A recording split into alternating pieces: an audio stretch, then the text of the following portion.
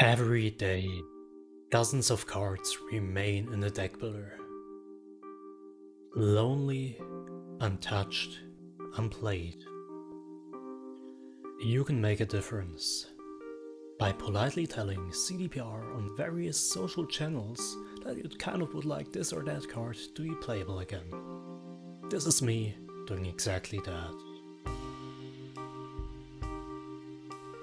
I am sadness.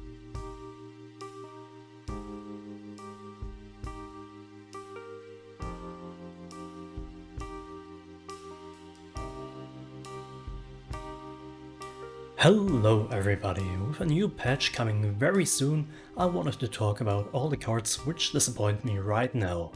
The kind of cards I look at and think, I am sadness. the first card we're gonna look at today is Marvins Blue Dream. This card got nerfed along with Renew, both now only being able to resurrect a unit which costs 9 provision or less. Now Marvins is way less reliable, much more dependent on what your opponent plays than Renew, so it's very hard to justify Marvins Blue Dream even in decks that play with the idea of playing your opponent's units like Assimilate. So yeah, Marvins now, despite being a very interesting effect with a great card art, never sees play. My idea for Marvins Blue Dream is, as you can see here, to lower the provision cost by 1. This will better reflect that Marvins is less reliable than Renew, and I hope that with a lower provision cost it's a bit simpler to justify including Marvins Blue Dream in your deck. The next card is Ale of the Ancestors, another card that sees basically no play. Even most artifact quest decks don't include it because it's simply too expensive for what it does. I believe that Ale of the Ancestors can be reworked so that it will see more play. My idea is to turn Ale of the Ancestors into a reverse Sigil. My idea is to turn it into a 11 provision card, which boosts a unit by 1. It has a cooldown of 2. And every time you use the boost, it boosts by 1 more, just like Sigil does first 1 damage, then 2 damage, then 3 damage, and so on, as long as you trigger Death Blow. I believe that with 11 provisions, Hail of the Ancestors will be fairly balanced despite not having a Death Blow effect like Sigil. You'll have to use tools like Mata or Boar to prolong your round to maximize Hail of the Ancestors value. Now with the effect being a bit more interesting, maybe more people will play Ale of the Ancestors in boost-centric decks, maybe even not only in their artifact quest decks. Land of 1,000 Fables. Now that's a card that saw basically no play ever since Onuromancy was introduced. Onuromancy is a great card, it's a very strong card. Land of 1,000 Fables less so. You can't really play it in your artifact quest deck because Land of 1,000 Fables, yeah, works with special cards, and if you play your artifact quest, then you don't want special cards in your deck, so Land of 1,000 Fables is literally useless in most decks right now. If you want to play a special card heavy deck like Herald God decks, you don't want artifacts, you want another special card to play your special cards, like on Neuromancy.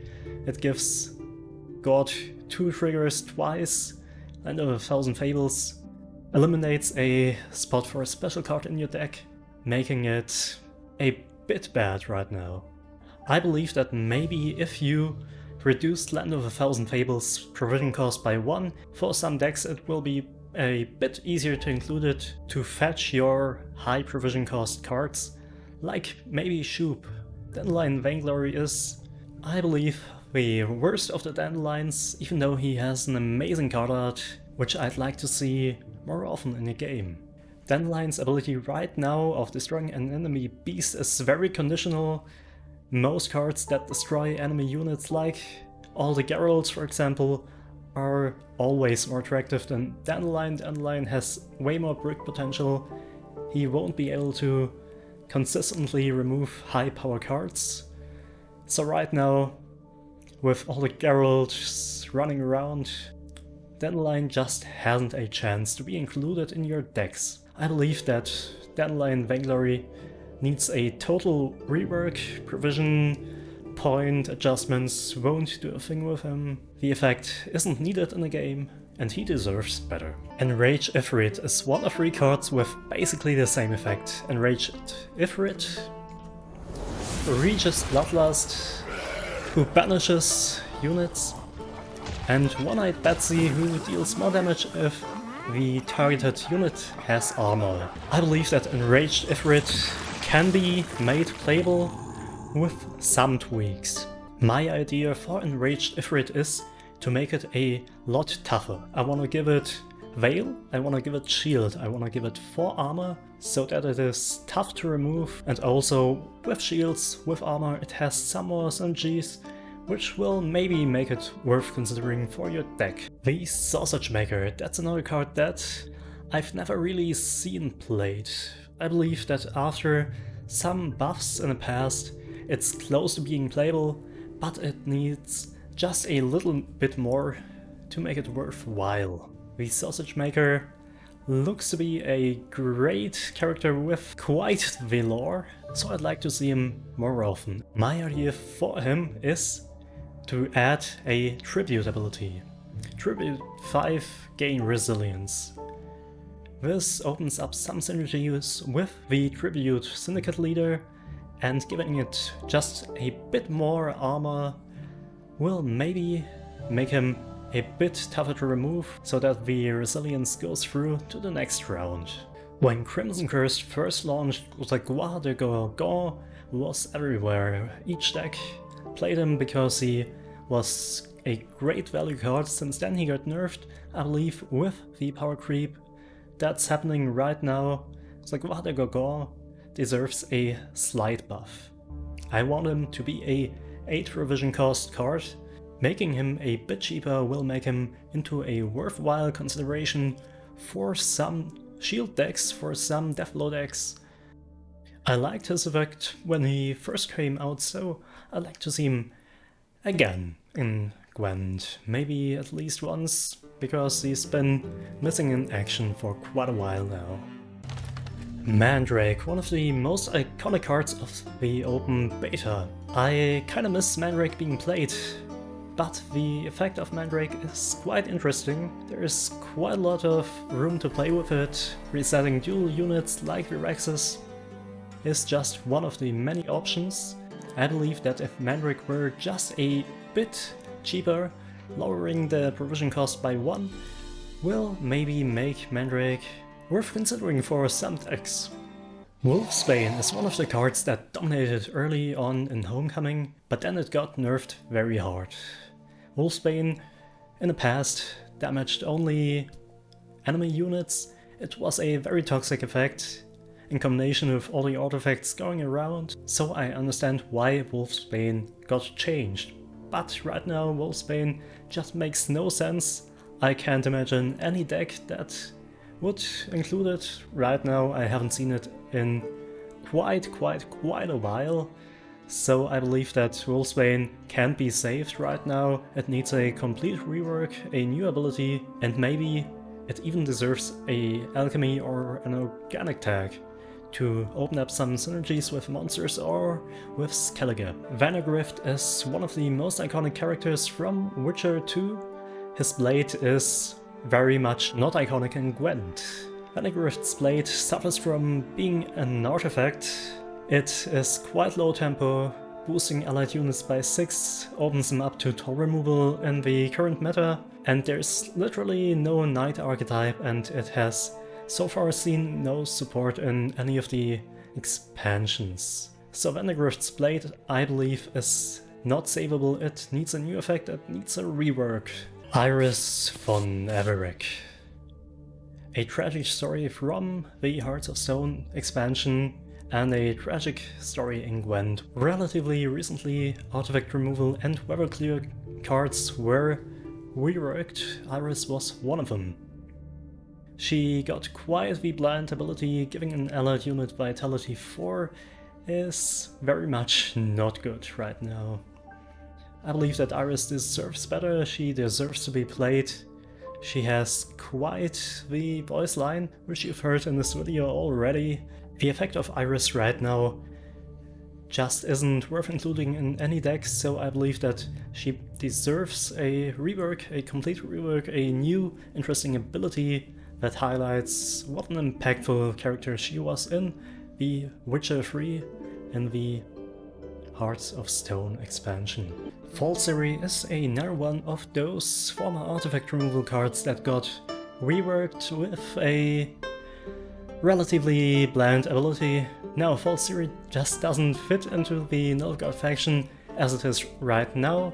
There's better movement cards, especially since Frenzy Dao got reworked, being 2 points better than Fall Siri, and the boost and agent effect of Fall Siri right now makes no sense. There is no synergy in the faction.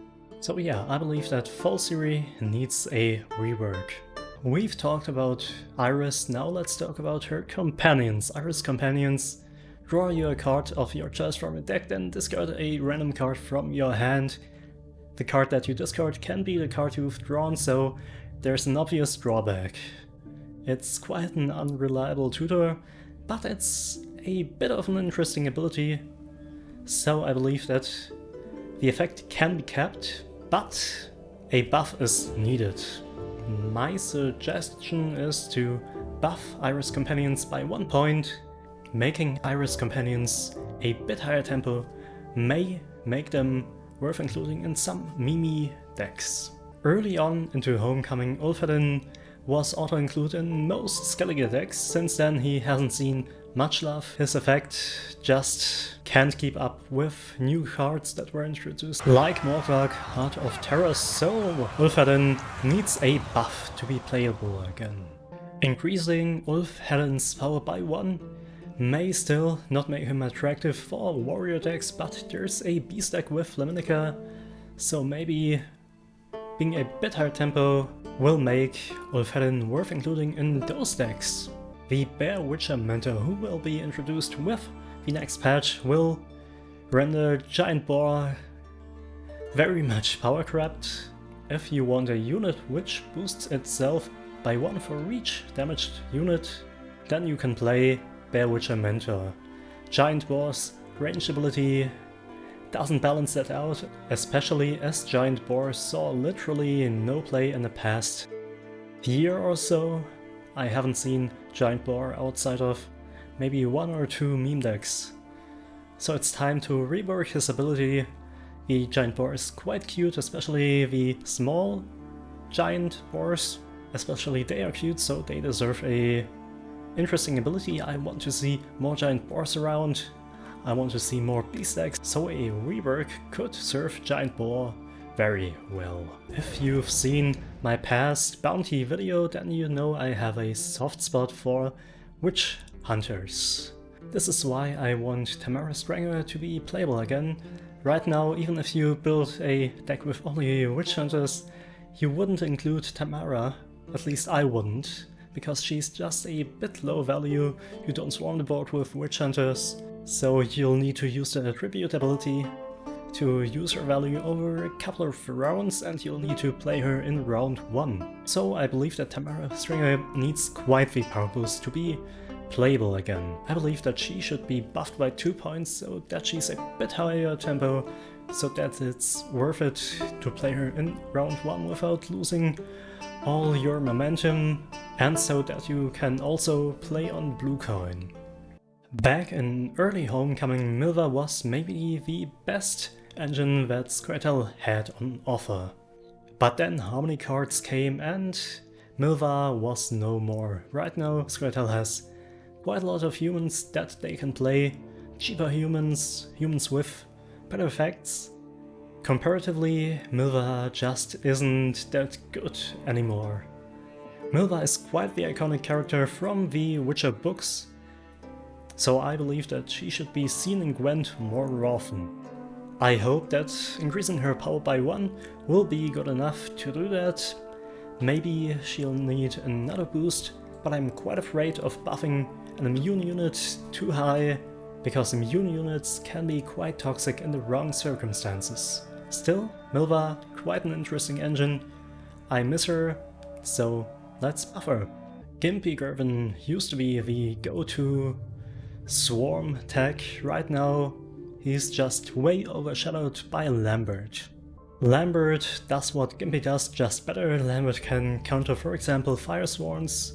He's quite a bit better against wandering treants, so why even play Gimpy Girvin? So Gimpy Girvin just needs a rework. As it is, he won't be played probably ever. Summoning Circle used to be quite the infamous card in early Homecoming and also in the open beta. The effects were quite strong, quite toxic, but Summoning Circle right now got nerfed so hard that only Artifact Quest decks play it. It's worse than any other create cards, because it's just way too random. There is just no high roll payoffs right now. So Summoning Circle needs a rework. If even Assimilate decks don't consider it, you know there is an issue with this create card. I believe that Summoning Circle needs an entire new effect to be viable again. The card was quite infamous, quite important to GWENT's history, so why not make it playable again? Maybe it will need a nerf again. Who knows, that's how Summoning Circle goes, usually. Tunnel Drill is another victim of the artifact removal rework we had quite a bit back. Right now it's just one of the worst ways Syndicate could use their coins. It's way too conditional. If you spend 3 coins, I believe that you should also get 3 coins worth, so I decided to rework Tunnel Drill to make it a bit more attractive. The new Tunnel Drill will still synergize with Ground Splitters, but the fee is more fairly spent. If you use Tunnel Drill correctly, you can even use it as an engine. There is few Ground Splitter units that you want to deploy next to something, so engine part of the Tunnel Drill is not as exciting as it may seem, but maybe this will open up some room to play with Ground Splitter cards. Drake Banjo has one of the best sounding premium cards in GWENT right now. But the warrior archetype just isn't there. Even if you play an all warrior deck, you won't use Drake Banjo. I feel like that's kinda sad, so I feel like Drake needs a bit of a buff. By increasing his power by 1 point, maybe Drake will be played a bit more. Maybe he'll even support some existing archetypes that are right now at meme tier, like Drummond, Queen's Guards. So yeah, let's buff Drake, maybe something good will come from it. So that's it for all the gold cards that disappoint me right now. Tune in next time for Rawley Bronzes and one exciting bonus item.